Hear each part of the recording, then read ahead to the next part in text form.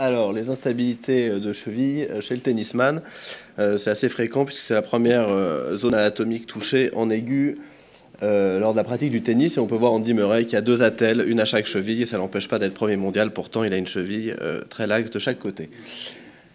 Donc, première zone anatomique touchée en aigu. Il y a une étude qui a repris toutes les blessures à l'US Open entre 1994 et 2009 qui a montré qu'en aigu, donc la blessure était la cheville était la première zone atteinte, que les blessures survenaient plus en compétition qu'à l'entraînement, que les hommes étaient plus touchés que les femmes et qu'il y avait 117 chevilles blessées sur 1219 blessures au total, avec un risque de 4,62 blessures pour 1000 matchs.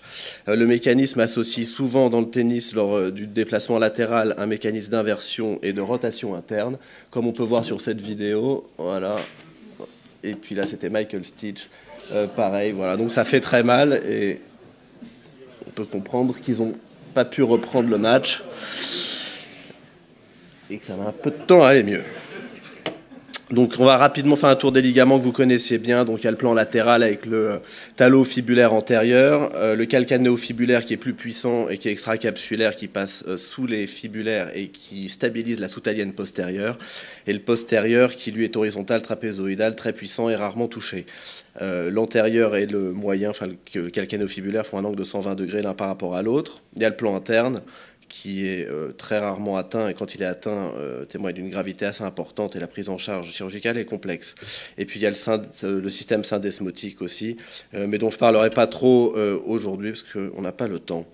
Alors, en aigu, on va aller assez rapidement. Évidemment, il y a certains critères qui amènent à faire une radio, souvent non. Il faut être, le protocole habituel de repos, d'élévation, d'immobilisation et de glaçage, et reprendre rapidement les activités avec une kiné précoce. Certaines doivent être immobilisées par une botte de marche avec ou sans appui, surtout quand il y a des lésions osseuses ou une extension au chopard, ou sur certaines entorses très graves avec rupture complète du plan ligamentaire et capsulaire, et puis avec des lésions associées. Le temps de faire le bilan au moins. Donc on va surtout parler aujourd'hui de l'instabilité chronique de cheville, qui est un non-retour à la normale et aux activités sportives habituelles après 6 semaines. Il y en a 2 types. Il y a l'instabilité chronique fonctionnelle, qui est en gros une gêne sur les terrains irréguliers, des douleurs, mais il n'y a pas véritablement de laxité clinique objectivable lors de la consultation ou sur des clichés dynamiques radiographiques. Et il y a l'instabilité chronique mécanique, où il y a une véritable instabilité objectivable cliniquement lors de la consultation. Quoi qu'il arrive, il faudra toujours rechercher les facteurs favorisants et les lésions associées lors de l'examen clinique, qui recherchera donc une rétraction de chaîne postérieure au niveau d'Achille ou des gastrocnémiens, un varus d'arrière-pied, une attitude supinatrice. Les différents reliefs ligamentaires doivent être palpés, ainsi que le sinus du tarse, les articulations du chopard, les tendons périarticulaires, fibulaires, jambiers postérieurs. Et puis, il faudra rechercher des conflits, qu'ils soient de partie molle à la face profonde des ligaments dans la gouttière externe ou interne, ou un conflit postérieur à la face postéro-externe, souvent du tendon d'Achille. On testera également la stabilité par un tiroir antérieur et un test de laxité en varus. Et puis, il ne faudra pas oublier d'analyser la soutalienne postérieure et de voir s'il y a une gêne à ce niveau. Cet examen clinique va permettre de cibler les examens. Il faudra, quoi qu'il arrive, faire un bilan radiographique de débrouillage en charge pour voir s'il y a des petits arrachements osseux. Les clichés dynamiques n'ont de valeur que s'ils sont positifs, parce que souvent il y a une contraction des muscles périarticulaires qui vont les négativer. Et il y a plusieurs méthodes. L'autovarus est sans doute le meilleur parce qu'il limite cette contraction réflexe. Les clichés de Méhari seront demandés lorsque cliniquement on suspecte un varus de l'arrière-pied ou qu'il existe un pied plat valgus. Et on fera surtout une échographie qui est a priori l'examen de référence, le moins cher, mais qui est opérateur dépendant et qui va apporter des arguments dynamiques avec des mesures de longueur tendineuse en position de stress et va établir des rapports de longueur en position de stress et en position de repos. L'IRM, pour moi, est cher, prend du temps et n'est pas véritablement un bon examen à réaliser. Il faut plutôt faire une arthro-IRM avec une injection de Gado en intra-articulaire si on fait une IRM, ce qui permet de visualiser beaucoup mieux les lésions associées. L'arthroscanner est un bon examen aussi dès qu'il y a une lésion ostéochondrale du dôme de l'astragale ou une arthrose précoce, et permet de bien diagnostiquer également les conflits antéro-latéraux notamment. En ce qui concerne le traitement, dans un premier temps, il faudra prendre en charge ces chevilles médicalement en corrigeant la statique avec des orthèses plantaires, même si Olivier nous a dit que c'était compliqué dans la pratique du tennis.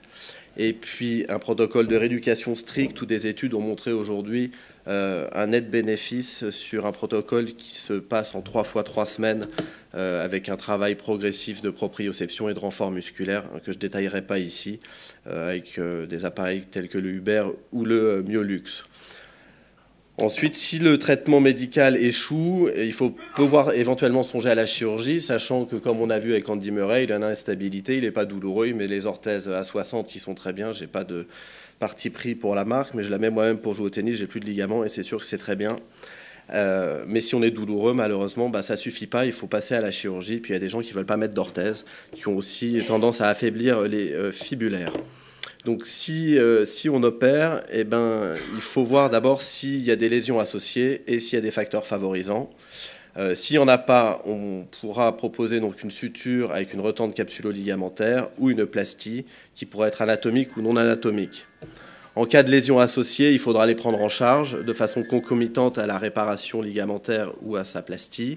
Cette prise en charge pourra être arthroscopique pour certains conflits avec un débridement intra-articulaire, pour certaines lésions ostéochondrales qui ne sont pas trop compliquées, ou à ciel ouvert pour les lésions ostéochondrales plus complexes ou les lésions à type de luxation des fibulaires ou de fissures de ces derniers.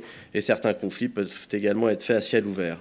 En ce qui concerne les facteurs favorisants, on peut discuter un allongement des jumeaux creux poplités qui permet de retrouver une bonne flexion dorsale lorsqu'il existe un équin avec un effet ténodèse important de plus de 15 degrés au niveau des jumeaux. L'allongement d'Achille est, lui, plus difficile à proposer chez un sportif étant donné la iatrogénicité du geste.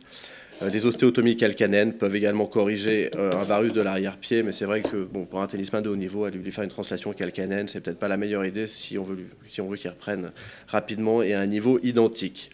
Donc la chirurgie, c'est soit une suture capsulo-ligamentaire telle que Brostrom l'a montré, avec des très bons résultats, une bonne reprise de l'activité sportive dans la plupart des études entre 3 et 6 mois, avec des scores à OFAS qui passent de 50 à 90 dans la plupart des études, avec une bonne durée à long terme.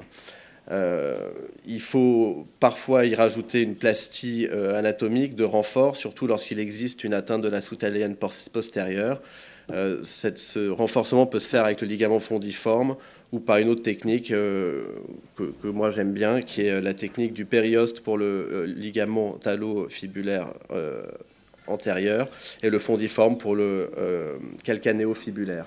Il y a aussi des ténodèses non anatomiques qui, a priori, les études les réservent aux atteintes avec une soutalienne postérieure instable, mais elles ont comme défaut d'utiliser un muscle stabilisateur de la cheville.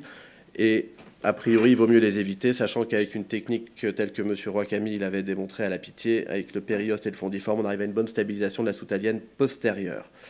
Les études ont montré que les plasties anatomiques donnaient plutôt de meilleurs résultats que les plasties non anatomiques et que la réalisation d'une arthroscopie concomitante diminuait le risque d'arthrodèse ultérieure, mais pas vraiment le risque de réintervention en global.